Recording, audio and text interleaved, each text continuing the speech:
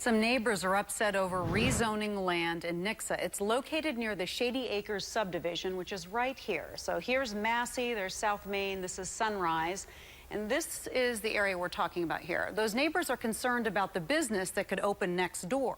Lauren Schwenker is live with an update from tonight's meeting.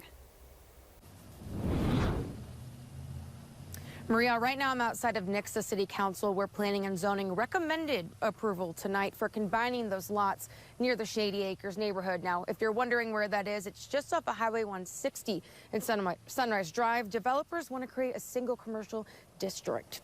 It's something many neighbors took the stand on tonight to make it clear they did not want businesses there due to traffic and safety concerns. The city says no construction plans for the property have been submitted, so they could not confirm what business would go there. But neighbors who live next to the lot say they learned that the potential buyer is a representative who works with the Dollar General.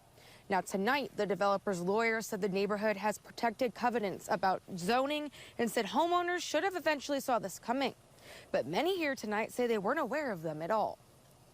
Owners of lots in Shady Acres shall not oppose or object to any proposed use, development, rezoning, or subdivision of that land. The possibility of what may go into this particular location is the wrong direction for the city of Nixa.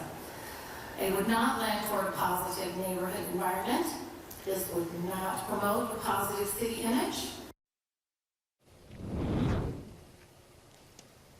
Now, tomorrow night, City Council will be having a first hearing on the development, and public comment will be allowed.